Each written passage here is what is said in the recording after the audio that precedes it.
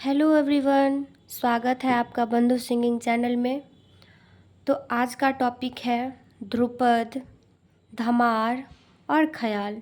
ध्रुपद में कहाँ कहाँ से क्वेश्चन आता है ये मैं बताऊंगी। धमार में कहाँ कहाँ से क्वेश्चन आता है ये मैं बताऊंगी। और ख्याल में कहाँ कहाँ से क्वेश्चन आता है ये मैं बताऊंगी। लेकिन उससे पहले कि तराना से कितने क्वेश्चन पूछे जाते हैं, मुश्किल से 1 से 2 क्वेश्चन पूछे जाते हैं। इसीलिए मैं पहले तराना के बारे में ही बता दूंगी, उसके बाद ध्रुपद पे आएंगे, उसके बाद धमार पे आएंगे, फिर ख्याल पे आएंगे। तो चलिए जानते हैं कि तराना। तराना के शब्द फारसी भाषा से लिया गया है। तराना के शब्द फारसी भाषा से लिया गया है। ये कहना उस्ताद अमीर खां का था। ये कहना उस्ताद अमीर खां का था। तराना से क्वेश्चन ये आएगा, अगर ये पूछ सकता है कि तराना कौन से भाषा से लिया गया है। तराना जो शब्द है वो कौन से भाषा से लिया गया है, तो फारसी भाषा से लिया गया है। कौन से भाषा से लिया गया है, फारसी भाषा से लिया गया है। या फिर क्वेश्चन ये पूछ सकता है कि तराना फारसी भाषा से लिया गया है, ये कहना किसका था। ये कहना उस्ताद अमीर खां का था। उस्ताद अमीर खां ने बताया कि तराना शब्द फारसी भाषा से लिया गया है। चलिए अब आते हैं ध्रुपद की टॉपिक पर। ध्रुपद। प्राचीन ध्रुपद के 4 अवयव पाए जाते हैं। प्राचीन ध्रुपद के 4 अवयव पाए जाते हैं। पहले जो ध्रुपद गाते थे उसमें 4 अवयव पाए जाते हैं। कौन कौन सा? अस्थाई, अंतरा, संचारी और आभोग। अस्थाई, अंतरा, संचारी और आभोग पाए जाते हैं। अब आगे जानते हैं कि ध्रुपद की रचना कब हुआ और ध्रुपद की रचना किसने किया है। ध्रुपद की रचना कब हुआ और किसने किया है। तो ध्रुपद की रचना 13वीं शताब्दी में हुई तथा कुछ के मतानुसार 15वीं शताब्दी में ग्वालियर के राजा मान सिंह तोमर ने इसकी रचना की है। क्या बोल रहा है? ध्रुपद की रचना 13वीं शताब्दी में हुई तथा कुछ के मतानुसार 15वीं शताब्दी में ग्वालियर के राजा मान सिंह तोमर ने इसकी रचना की है। बता रहा है कि कुछ राजा जो थे, कोई बोले कि 13वीं शताब्दी में इसका उत्पन्न हुआ है, कोई बोला है कि 15वीं शताब्दी में। लेकिन राजा मान सिंह तोमर ने, इसका आंसर ये होगा कि 15वीं शताब्दी में ग्वालियर के राजा मान सिंह तोमर ने इसकी रचना की है। तो ध्रुपद की रचना किसने किया है? 15वीं शताब्दी ईस्वी में ग्वालियर के राजा मान सिंह तोमर ने ध्रुपद की रचना की है। अब आते हैं दूसरा टॉपिक। अकबर के समय में उसके गुरु स्वामी हरिदास ठाकुर और गोपाल आदि गायक ध्रुपद ही गाते थे। इसे तो क्वेश्चन आएगा नहीं, तो इसको साइड रखते हैं। ध्रुपद गंभीर प्रकृति का गीत है। इसे गाने में कंठ और फेफड़े पर बल पड़ता है। ध्रुपद गंभीर प्रकृति का गीत है। इसे गाने में फेफड़े और कंठ पर बल पड़ता है। तो क्वेश्चन ऐसे आ सकता है कि ध्रुपद गाने में कौन सी चीज़ पे ज़्यादा बल पड़ता है, तो कंठ पर और फेफड़े पर ज़्यादा बल पड़ता है। अब आते हैं ध्रुपद के 2 भाग अस्थाई अंतरा को गाते हैं वर्तमान समय में। मैं पहले ही बताई थी कि पहले जब प्राचीन समय में ध्रुपद गाया जाता था तो उस टाइम क्या सब गाए जाते थे? अस्थाई लोग गाते थे, अंतरा गाते थे, फिर संचारी गाते थे, फिर आभोग गाते थे। लेकिन आज के समय में अगर ध्रुपद गाते हैं तो इसमें अस्थाई और अंतरा को सिर्फ आज वर्तमान में गाया जाता है। तो वहाँ से अगर पूछेगा प्राचीन ध्रुपद के कितने अवयव होते थे? 4 अवयव होते थे। क्या क्या? अस्थाई, अंतरा, संचारी और आभोग। लेकिन आज के समय में, वर्तमान समय में पूछेगा कि ध्रुपद के कितने भाग होते हैं या फिर कितने अवयव होते हैं, तो 2 होते हैं। कौन कौन सा? अस्थाई और अंतरा होते हैं। अब आते हैं कि ध्रुपद के शब्द अधिकतर ब्रज भाषा के होते हैं।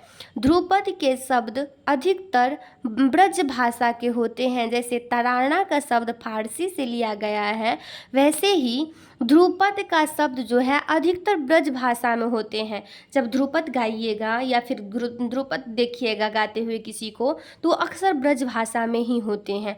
अब हम ये जानते हैं कि ध्रुपद गाते समय कौन ताल का प्रयोग किया जाता है, कौन कौन सा ताल का प्रयोग किया जाता है। ध्रुपद में 4 ताल का प्रयोग किया जाता है, ब्रह्म ताल का प्रयोग किया जाता है, सुल ताल का प्रयोग किया जाता है, तिब्रा ताल का प्रयोग किया जाता है, मत ताल के बारे में प्रयोग किया जाता है, शिखर ताल के प्रयोग किया जाता है आदि पखावज के तालों में गाया जाता है। समझे? तो इन तालों का नाम आप लोगों को याद कर लेना है कि ध्रुपद जब हम गाते हैं तो कौन कौन सा ताल का प्रयोग किया जाता है। तो 4 ताल, ब्रह्म ताल, सुल ताल, तिब्रा ताल, मत ताल, शिखर ताल आदि पखावज के तालों में गाया जाता है। अभी ताल का जो पूरे परिचय है वो मैं आपको नहीं दी हुई हूँ, क्योंकि ये टॉपिक क्लियर करवाने के बाद जो मेन टॉपिक है उसको मैं क्लियर करवा करके उसके बाद मैं ताल के बारे में आप लोगों को बताऊँगी। तो अभी फ़िलहाल में आप लोगों को ये याद करना है कि ध्रुपद गाते समय कौन कौन सा ताल का प्रयोग किया जाता है। अब आते हैं कि प्राचीन काल में ध्रुपद गाने वाले को क्या कहा जाता था। प्राचीन काल में ध्रुपद गाने वाले को क्या कहा जाता था? कलावंत कहा जाता था। प्राचीन काल में ध्रुपद गाने वाले को क्या कहा जाता है? कलावंत कहा जाता था। तो इस टॉपिक के तो आपको याद कर ही लेना है, क्योंकि ये VVI है, ये पूछता ही है। पिछले बार स्टेट में भी पूछा हुआ था, शायद इस बार भी पूछ दे। प्राचीन काल में ध्रुपद गाने वाले को क्या कहा जाता था? कलावंत कहा जाता था। कलावंत कहा जाता था। तो ध्रुपद का टॉपिक हुआ समाप्त। अब चलते हैं धमार की ओर।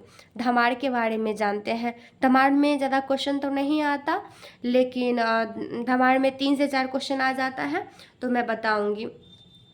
धमार को धमार ताल में गाया जाता है। इसमें बस एक ही ताल है। धमार को कौन सा ताल में गाया जाता है? धमार ताल में गाया जाता है। जैसे आप ध्रुपद में देखें बहुत सारे ताल थे और वो ताल में गाया जाता था, लेकिन धमार को धमार ताल में ही गाया जाता है।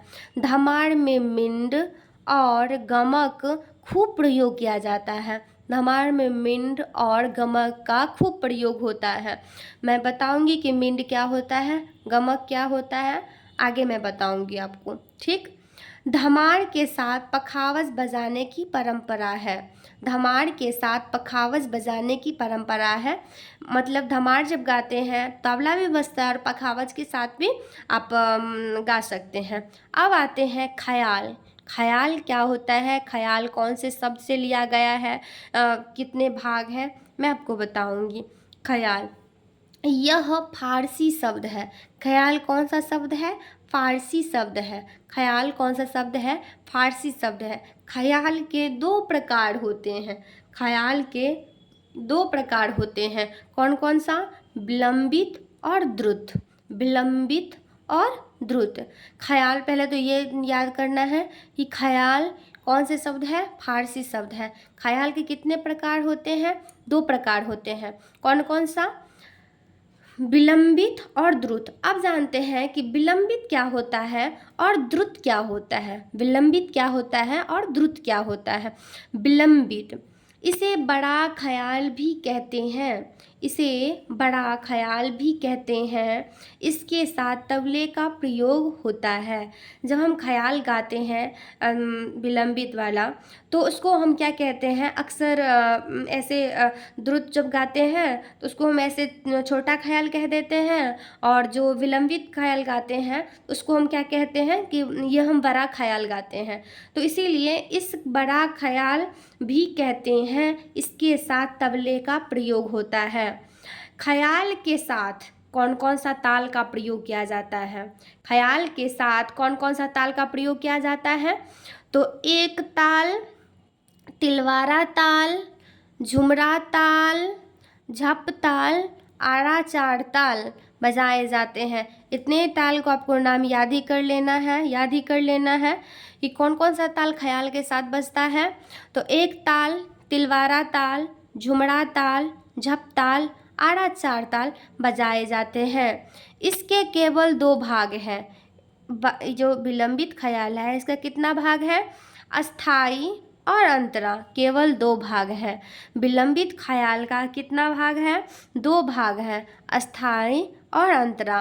ख्याल के मुखड़ा अधिकतर 2 से 5 मात्राओं का होता है। विलंबित ख्याल का मुखड़ा अधिकतम 2 से 5 मात्राओं का होता है। आलाप आलाप में मिंड, खटका, मुड़की, कर्ण आदि का प्रयोग करते हैं। जब हम आलाप करते हैं तो उसमें मिंड, खटका, मुड़की, कर्ण आदि का प्रयोग किया जाता है। मैं मिंड के बारे में भी आप लोगों को बताऊंगी, खटका के बारे में भी बताऊंगी, मुड़की के बारे में भी बताऊंगी और कर्ण के बारे में भी बताऊंगी कि ये सब क्या होता है। जो वो सीखते हैं, जो गाते हैं, तो उनको तो पता है कि हम मिंड कैसे लें, खटका कैसे लें, मुड़की कैसे लें, कर्ण क्या होता है, सब कुछ पता है। लेकिन जो सिर्फ थ्योरी करते हैं उसको इतना ज़्यादा नहीं पता रहता है। तो इसीलिए मैं आप लोगों को एक चीज़ को मैं अच्छे से बताऊंगी और अच्छे से समझाऊंगी, और आप लोग को समझना है और अच्छे से तैयारी करना है। ठीक, ओके। मैं कल इससे आगे द्रुत ख्याल के बारे में बताऊंगी कि क्या होता है।